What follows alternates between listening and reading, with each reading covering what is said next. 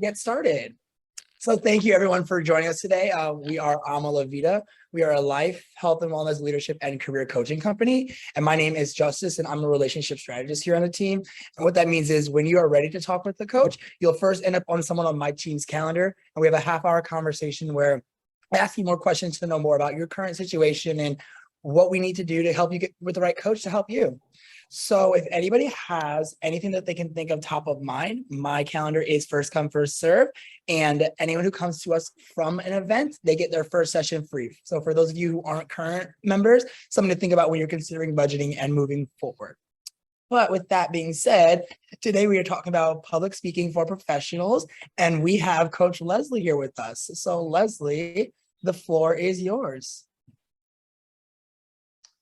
All right, hello everyone. You are clearly not able to see me, so let's see if we can solve that problem before we get started. I'm not sure why that is. So let me unmute my camera. There we go. Hello everyone. How are you doing? Welcome. And welcome to Public Speaking for Professionals. Super excited that you're here. Before we get started, I want to begin with a little bit about Ama La Vida. So Ama La Vida is one of the world's leading career leadership, health, and life coaching companies. Ama La Vida, which means to love life, which is fantastic, exists to help you on your ongoing journey to become the person you want to be and to enjoy life to its fullest.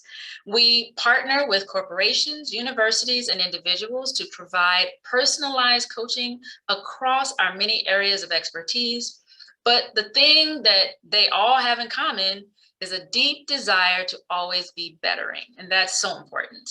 And to be surrounded by others who understand and support them in pursuing their passions and goals.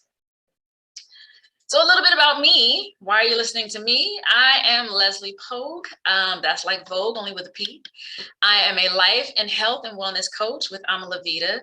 Through my own experience, I learned that how you think about and how we approach the world around us is, that's in direct impact. That has a direct impact on how we experience our own life. It's the choices we make and the truths that we tell ourselves that empower us to move into the life that we want. So some of the areas that I address include self-care, behavior modification, goal setting, and what we're talking about today, public speaking, just to name a few. I also like to leave space to discuss your own personal topics so that we can customize and address your most essential topics and issues. So let's get into what we'll experience with this webinar today. So your takeaways today is to overcome nervousness with a few simple techniques, organization tips to keep track of your key points, facilitation basics and then engaging your audience, which is so important nowadays, especially with virtual meetings and trainings and all of that is so important. And how to prepare for Q&A. You can actually prepare for the questions that come at you, even if you don't know what they're going to be. So I can help you with that. So let's dive right in. First area we're going to talk about is overcoming nervousness with a few simple techniques. And some of you may have heard that technique of, picturing the audience in their underwear. Well, not only is that beyond inappropriate, but it's not useful. It does not help you at all. So we're going to give you things that actually can help you. The first thing is deep breathing. It sounds simple, but what happens a lot of the time when we're nervous is we hold our breath. Well, if you do that too long, you can hyperventilate and pass out. Well, that definitely does not make for a good speaking situation, a good meeting, anything. So by deep breathing, that helps to regulate your breathing. It gets the oxygen going to your brain and you're able to think clearly. You're not so scattered. So take a moment to take a few deep breaths. The next thing you can do is use our technology. Use an app like Calm or find breathing tips on YouTube. Now on YouTube, I found exactly the next one we're going to do, which is the 5-finger breathing technique. So I want you to do this with me. So I want you to hold up your hands, and you're going to use your hand to actually practice your breathing. When you want to inhale when you go up, you're going to hold for 4, and we're going to exhale when we go down. So we're going to start right now and inhale, hold for 4, and exhale going down. Inhale going up, hold for 4, and exhale. Inhale, hold for 4, and exhale. Inhale, hold for 4, and exhale. And then inhale, hold for 4, and then exhale. And let that be the longest breath you take. So feel free to share in the chat how you're feeling after that, but that is a great technique to just regulate your breathing, kind of center you, make you present to what's going on in the room. That's another technique to bring yourself present. Look at things that you can see, identify things you can see, identify things you can hear, identify things you can smell. So just being present in your environment also helps to center you. So keep that in mind when you are thinking about preparing for your presentations. This next one is obvious, but a lot of us don't do it, including professional speakers, including people who give meetings all the time. But practice, practice, practice. It's so, so important. But it's how you practice that's really important.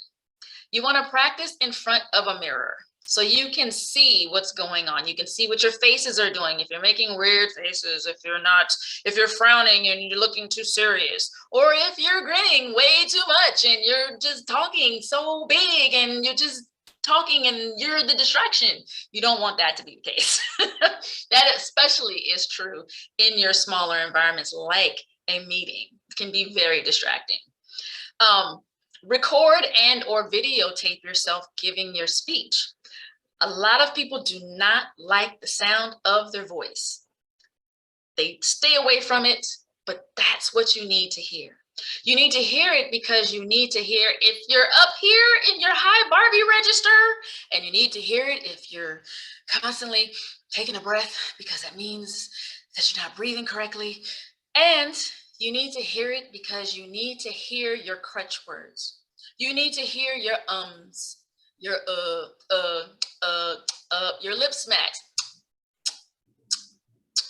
and your likes.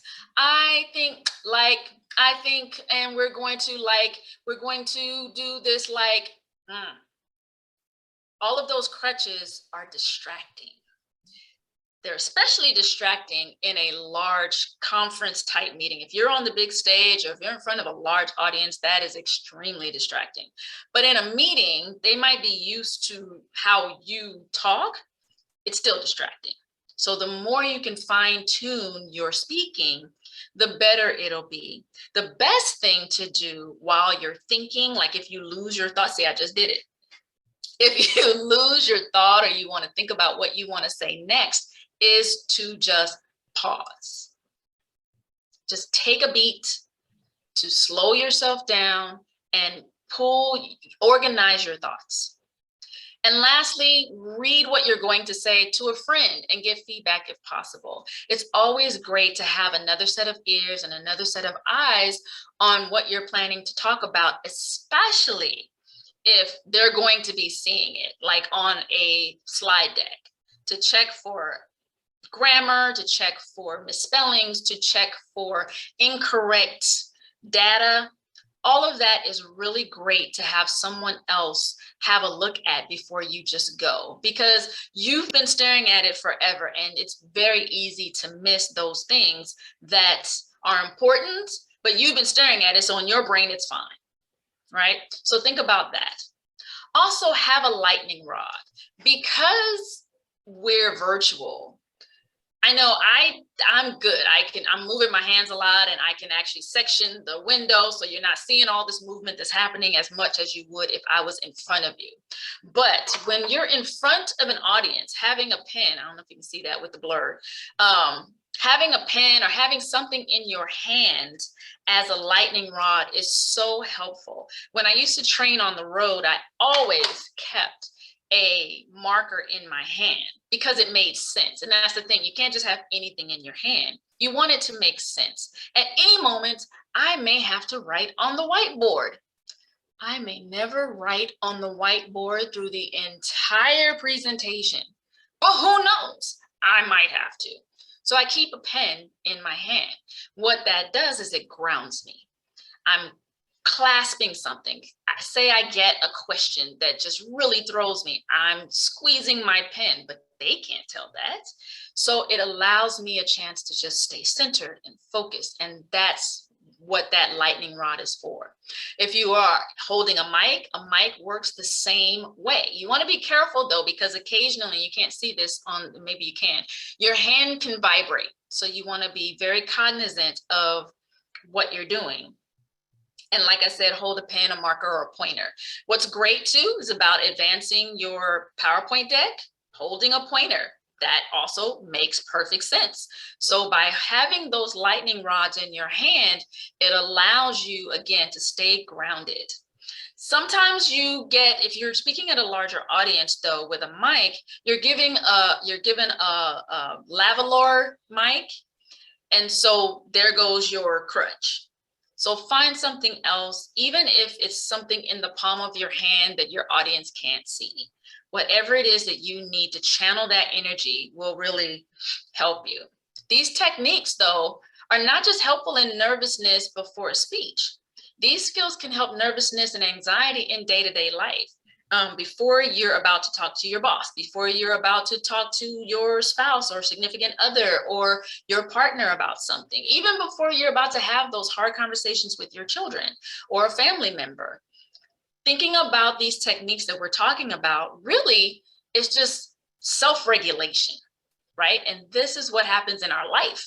We can apply them that way. Self-regulation is always, always, always a good idea. According to most studies, people's number one fear is public speaking, and number two is death. So if you go to a funeral, the average person would rather be in the casket than to give the eulogy. I love that. As a speaker and as someone who has been on stage since I was 9 years old, I don't really have that fear of the audience. You have other fears and other anxiety, but that's not something I have. So when I hear that someone would rather be in the casket, I'm like, oh my goodness, why? It's so easy, but it's not for a lot of people. And I love Jerry Seinfeld said this, but according to most studies, people's number one fear is public speaking. Number two is death. Death is number two. Can you imagine that? It's not first, it's second. That doesn't even sound right. It's just weird. So in the chat box, here's where we're going to have some fun. I'm not going to have you put casket, although I thought about it, but that's a little bit too morbid.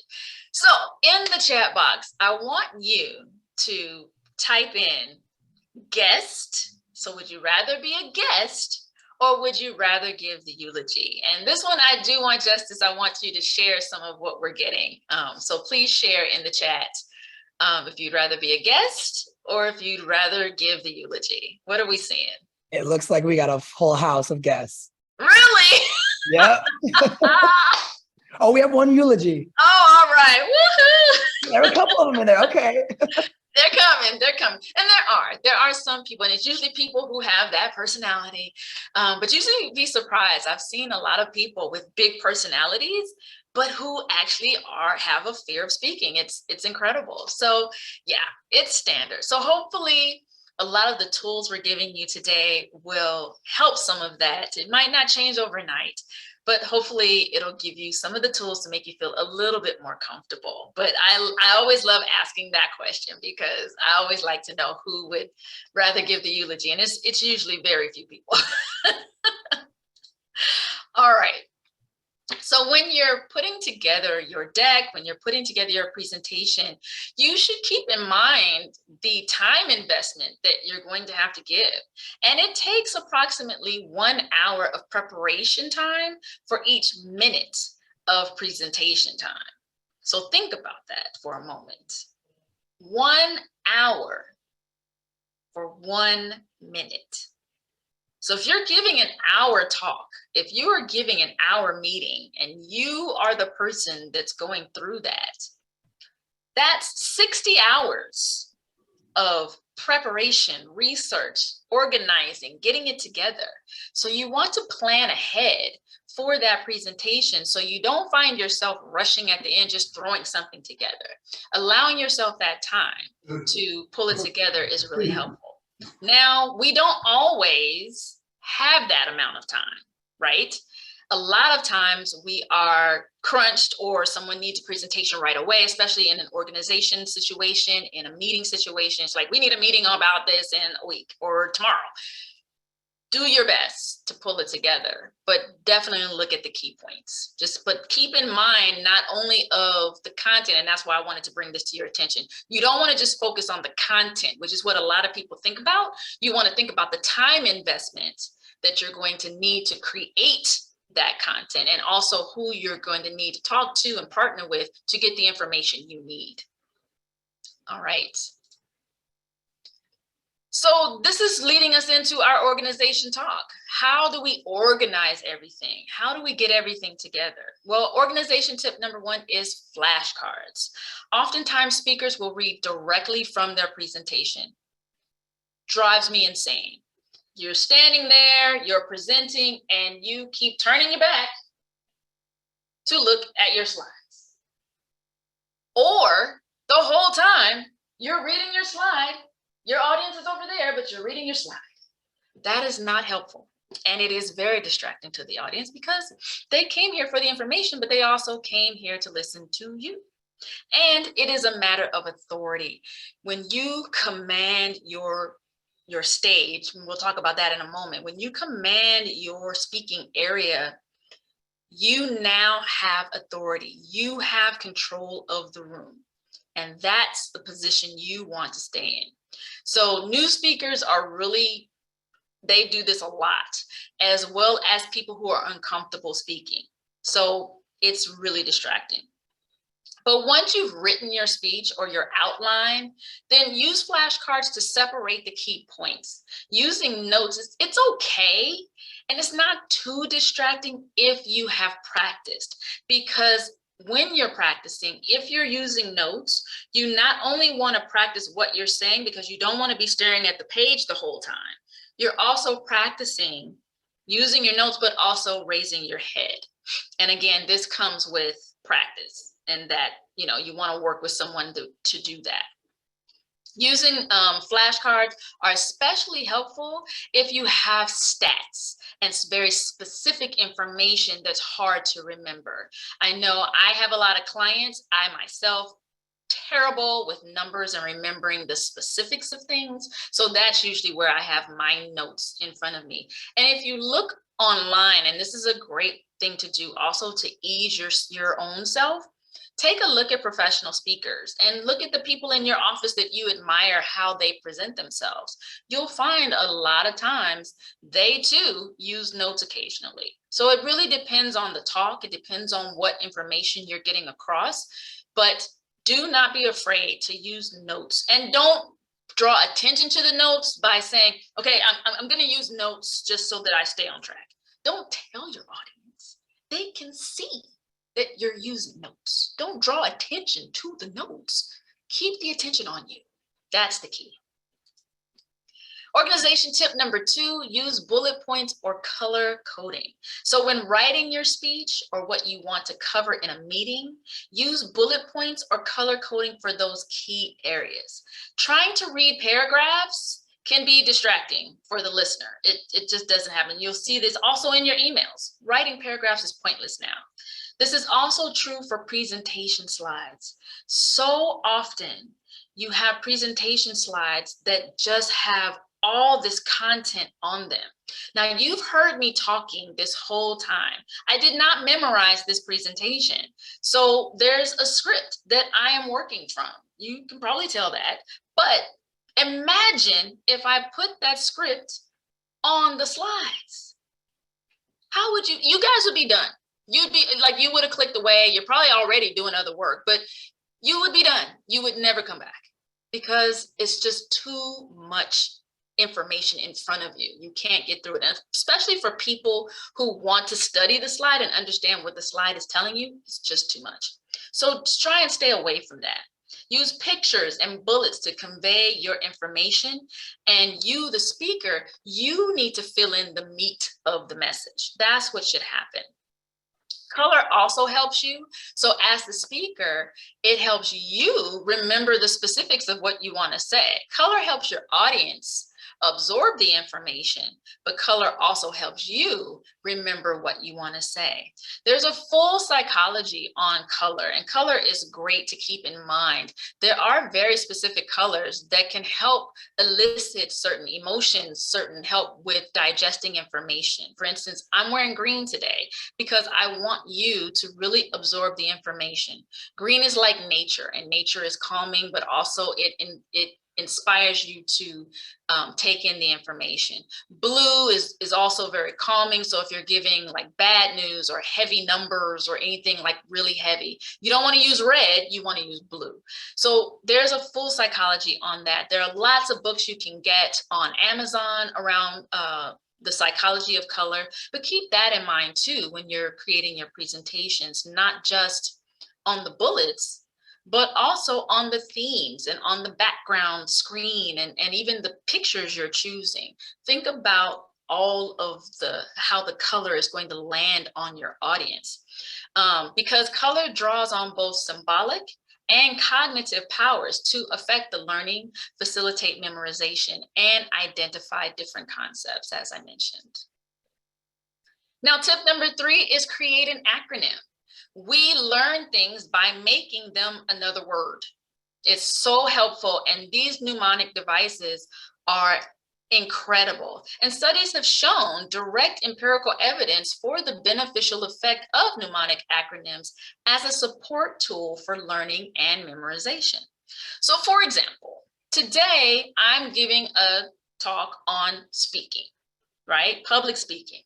So I didn't, but I might make my acronym SPEAK.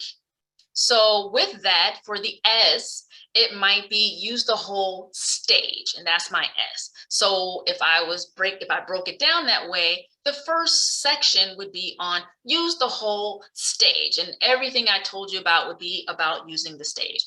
The P could be present with confidence. So it's about how your presentation skills. E is engage your audience. So I might give you tips on how to have games and do different things. And we'll talk actually about engagement shortly. A could be allow time for laughs. That's a huge one that people don't really get.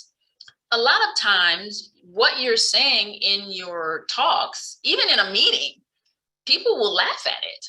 You want to take a beat and allow that laugh. You'll notice that with a lot of comedians. They pause, they take in that laughter, and then they go on. Allow for that laugh, but that laughter time is actually eating a little bit into, even if it's seconds, it's eating into your speaking time. So for your meeting, you want to be aware of the time that is being used on other things, showing people things, demonstrating, breakouts. All of these have to be factored into your speech or your meeting. And then K would be keep track of your time, which is what I'm just talking about. One of the worst things, and I'm sure all of you feel this way, or most of you anyway, is when a meeting runs over. That is one of the worst things that could happen. Now, a really good meeting facilitator or speaker will ask permission 10 minutes before you're near the end to say, hey, it looks like we're going to run over. We have a lot more information to cover, or we have about 10 or 15 minutes more of information. It's always great if they can give you a time frame of information that we want to cover. If you need to leave, feel free to do so. and they'll ideally give you how you can get that information, or if you're willing to stay. So a good facilitator will ask their audience permission to go over.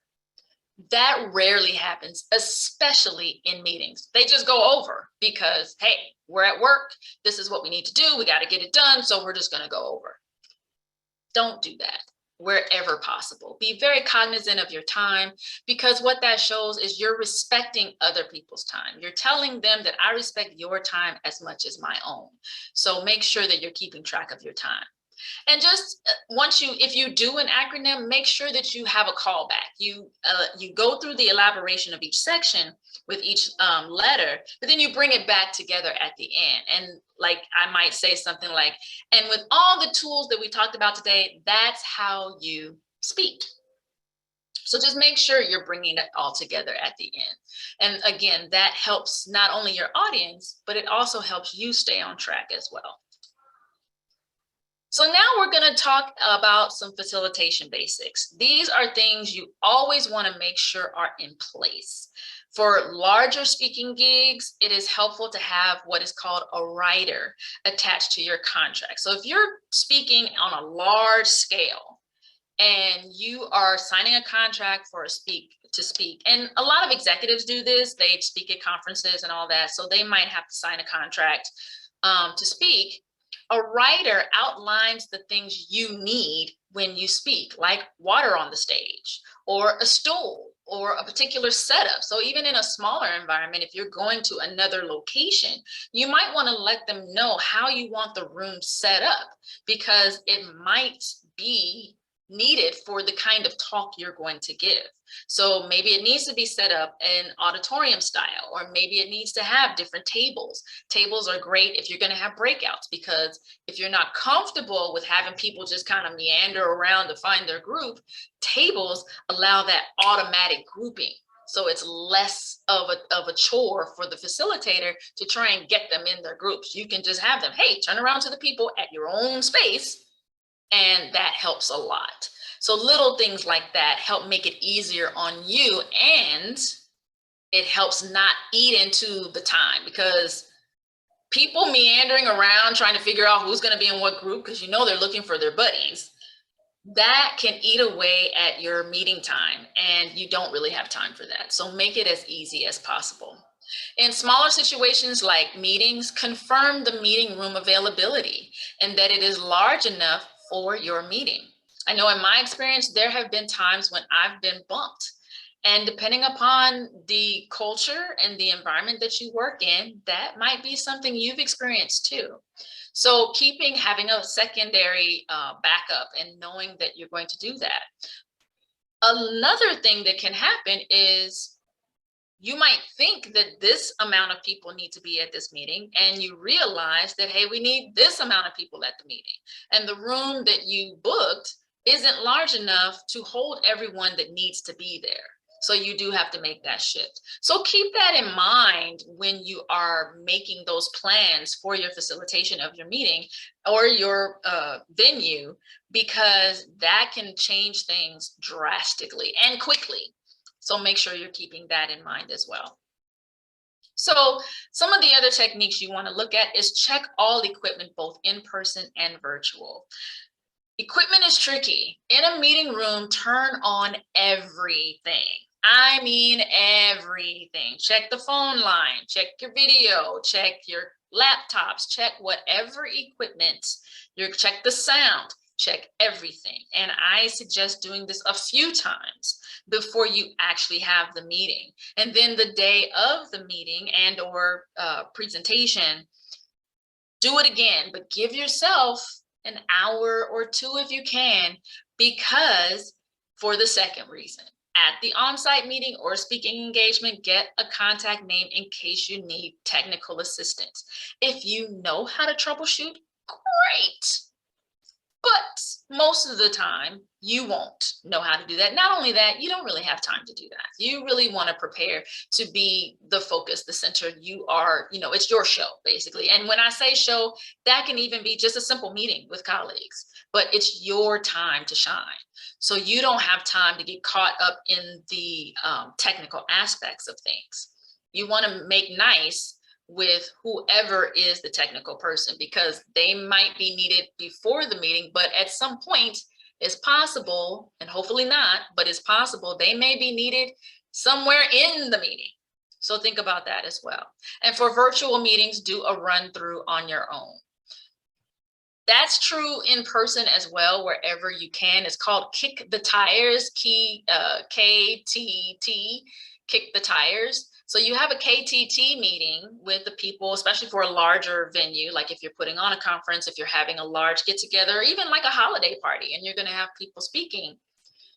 Do a kick the tires so everyone that's involved knows what their job is, what they can expect, what you can expect, and what things you might not have thought of, especially when it's an offsite venue.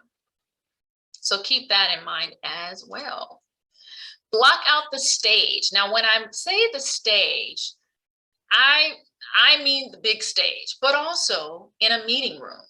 In a meeting room, it's smaller, and everyone's vantage point will be different, especially if it's a round conference room. You're standing in one space. If you can be in front of them all, that's great. But let's say that it's hybrid. If you have a hybrid meeting, then with the video camera, you want to be aware of how wide the camera view is. So you can occasionally appear in the room, especially if it is just a meeting, like you don't have a deck. So people on the other end aren't focused on a deck, they're actually focused on the people in the room.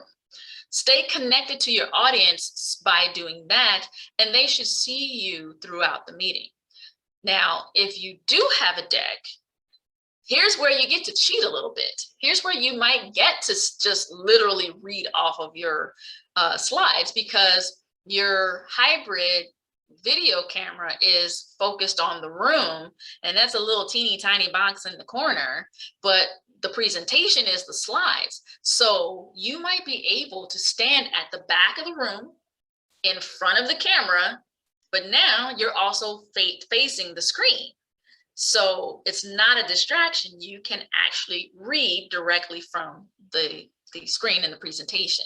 So that's one area where you can kind of cheat a little bit. So if there are specific stats and different things like that, that's an area, that's a time where you might not need to put them on flashcards, because you'll actually be able to look at the screen. So it's up to you, but keep that in mind when you are giving a presentation.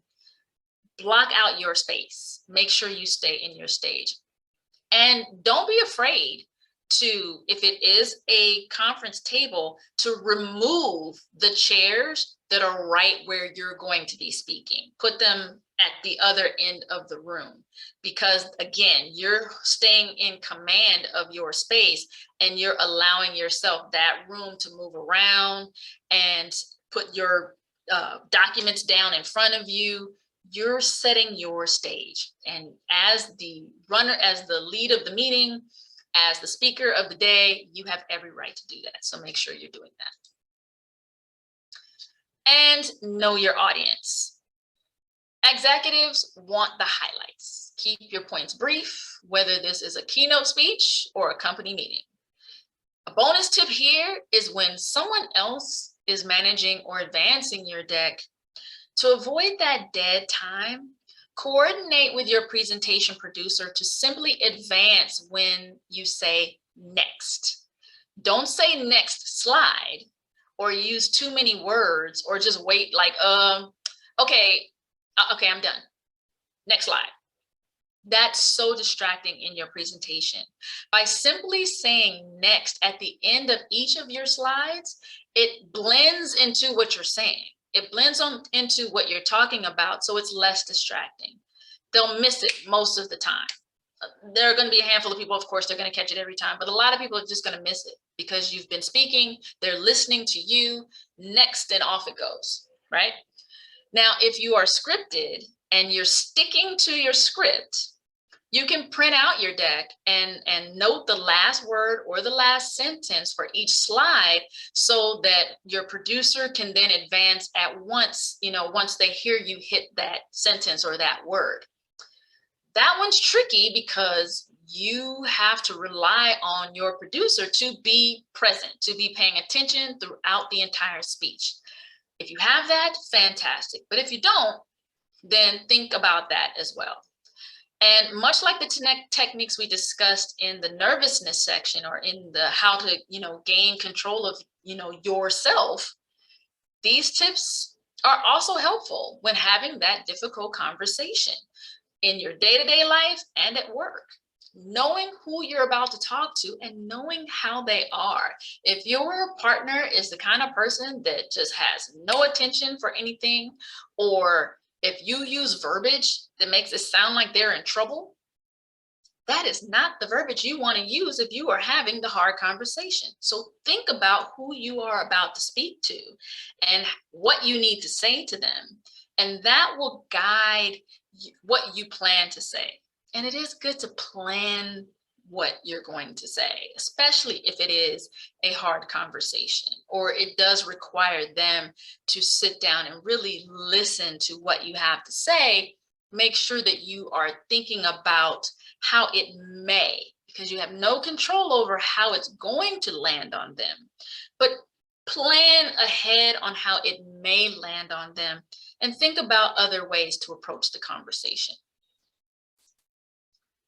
Now, engaging your audience is so critical now, especially with virtual. I threw out a question to you earlier, and that helped a little bit of the engagement. And also, depending upon the time frame of how long your speech is and your talk or your meeting, that also will gauge on how much engagement you want.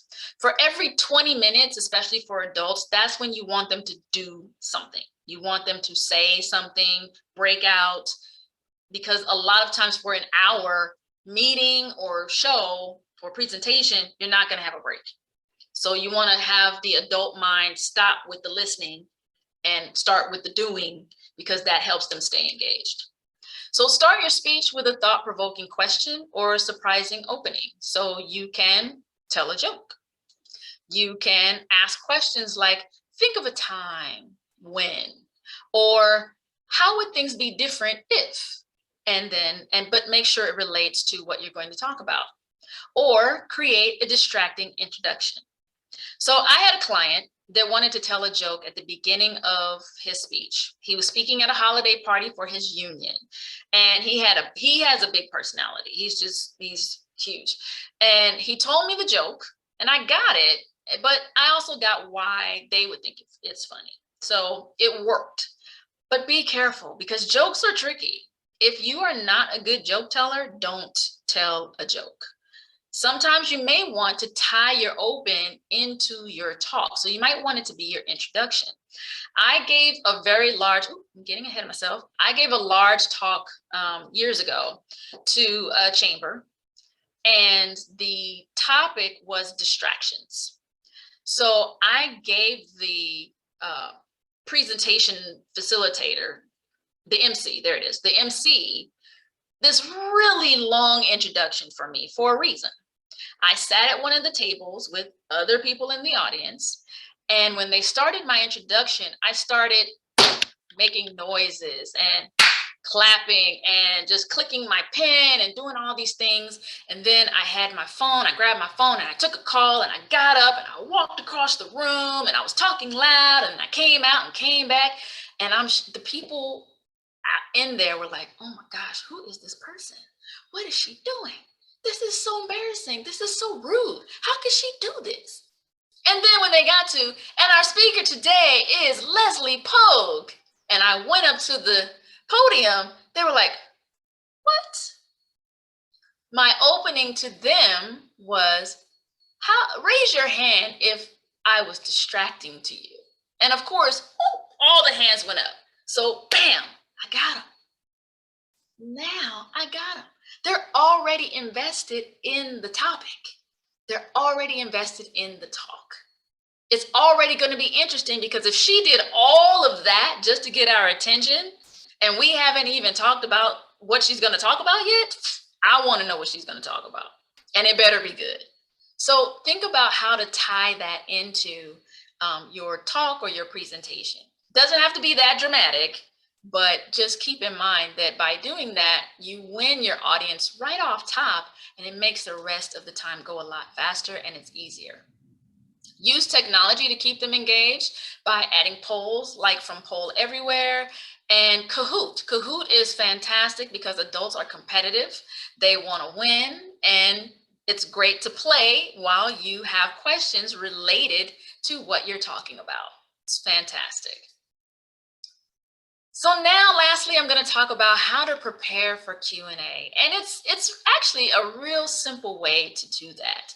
Toastmasters has a technique called table topics. So for anyone who's familiar with Toastmasters, fantastic, congratulations.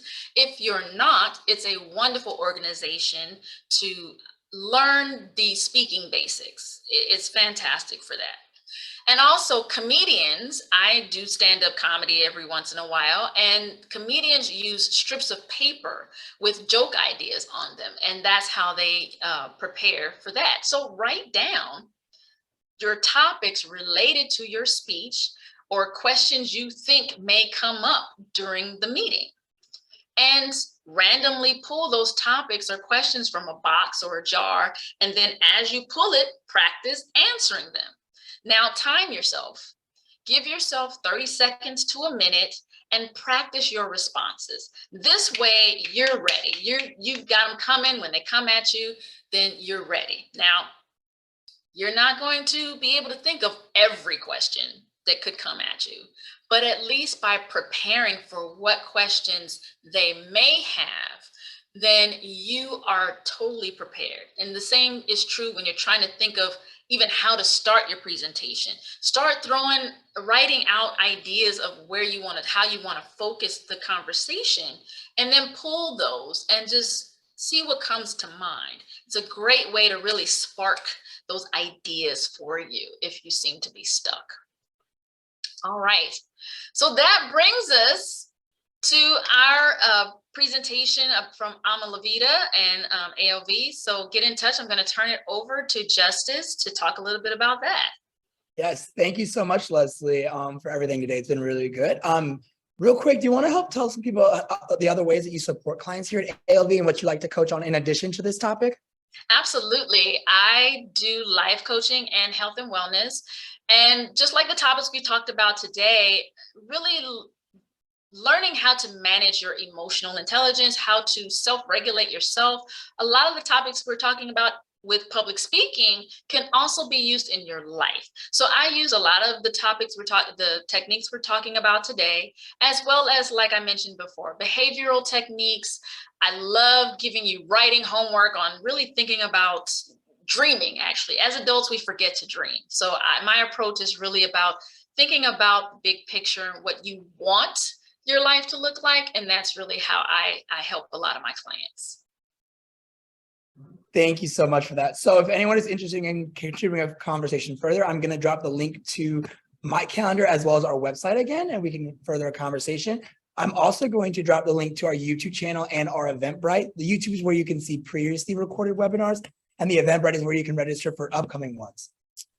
Additionally, the recording will be sent out tomorrow, so you can look at that in your inbox. But with that being said, we can open it up to some question and answers. So if anybody has a question that they would like to come off of mute and ask, write in the chat, I'm more than happy to give this time to everyone here.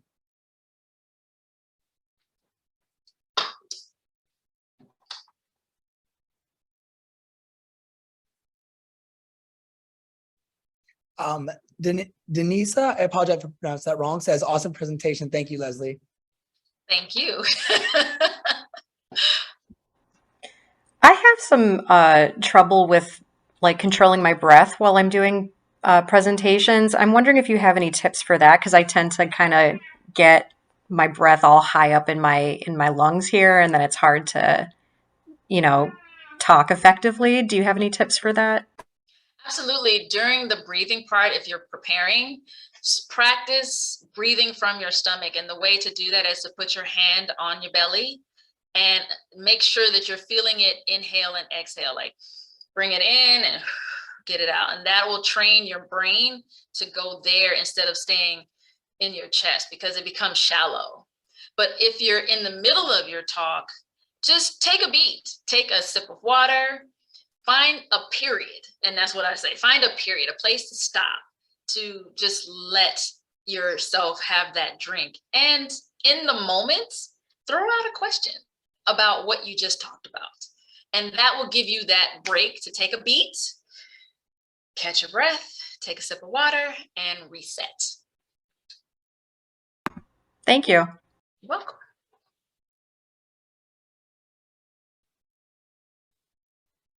Oh, you're on mute, Justice.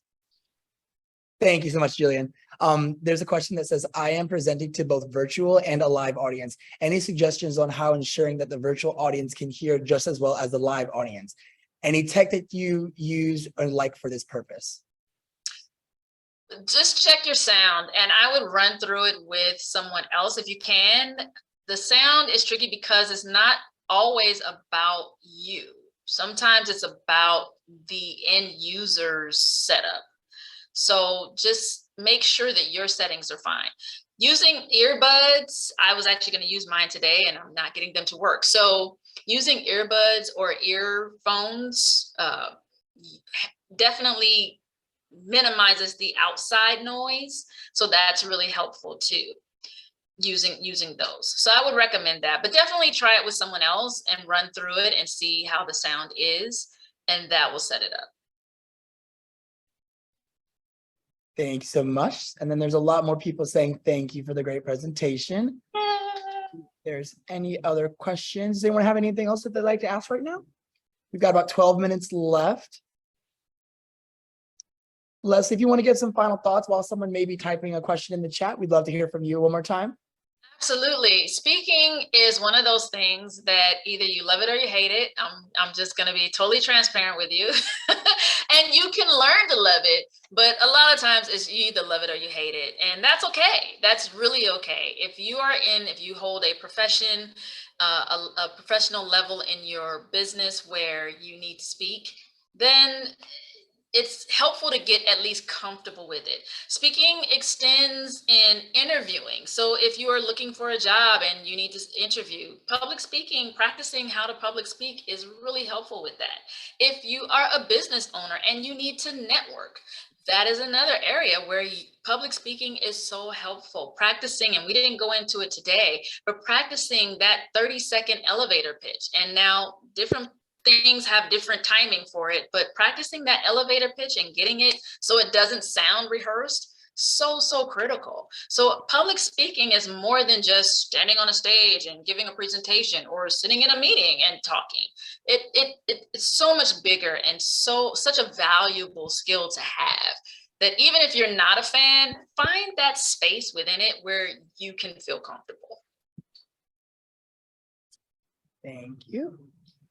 When it's time for me to get up and preach, I always pray that the rapture come before I get up there. No matter how many times I preach, I'm nervous. Any advice? No, there's no advice for that. Actually, I know everybody's like, what?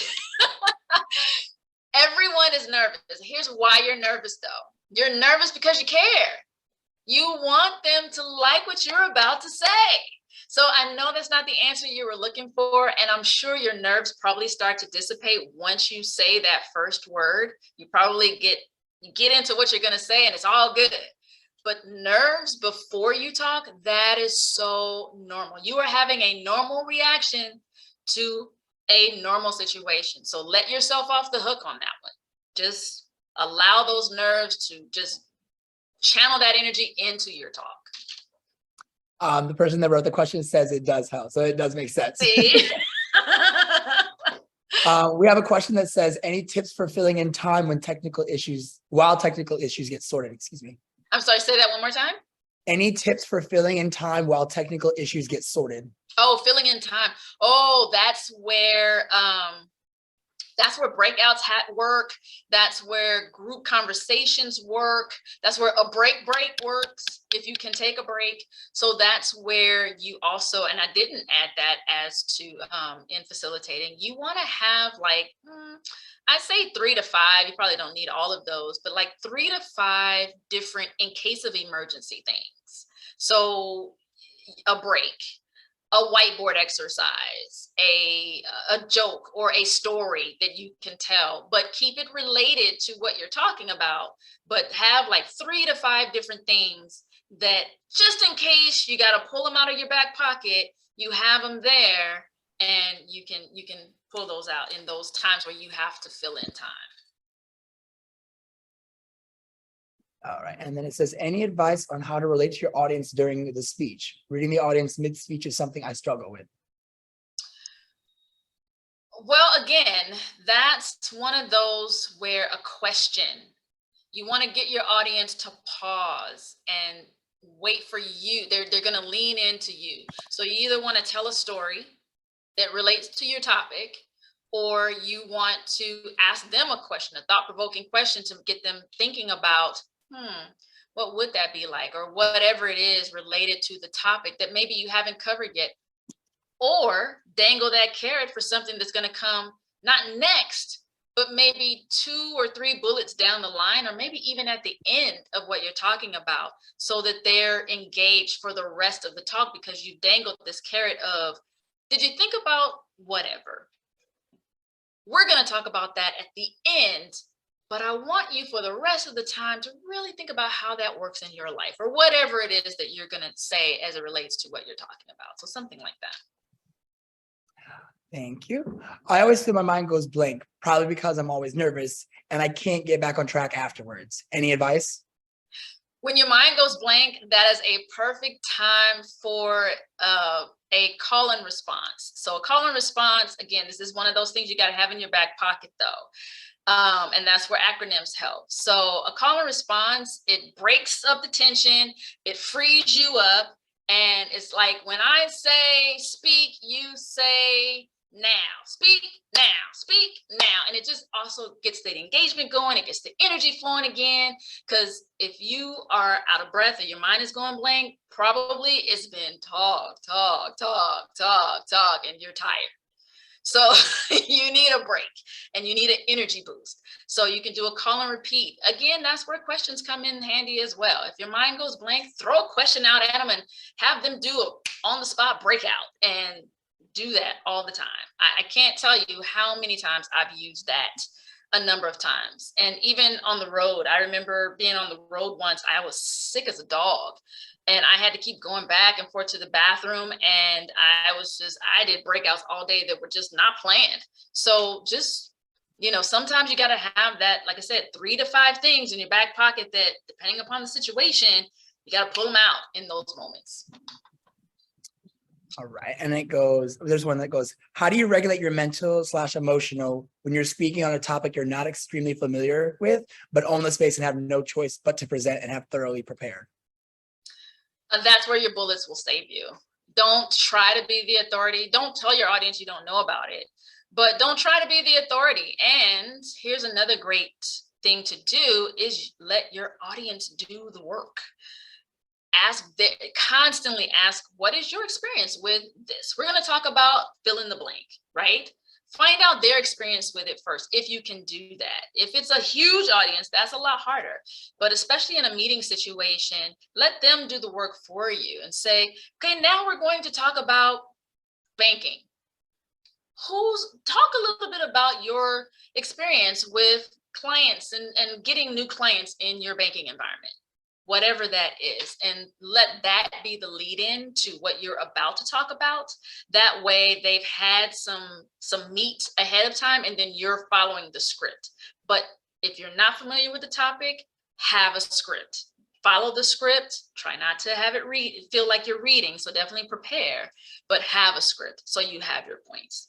There will be times you might get questions that you might not be able to answer. And this is true for any topic, honestly, this is for everybody. And just be honest and say, you know what, I don't have an answer for that, but I will get an answer for you. If it's a small audience, you can just take their name and their information. If it's a large audience, hopefully there is a producer or someone that is helping you that can get that information for you. Thank you for that. And thank you everyone for your questions. Any last minute questions? Otherwise, looks like we're going to get a few minutes back here at our days.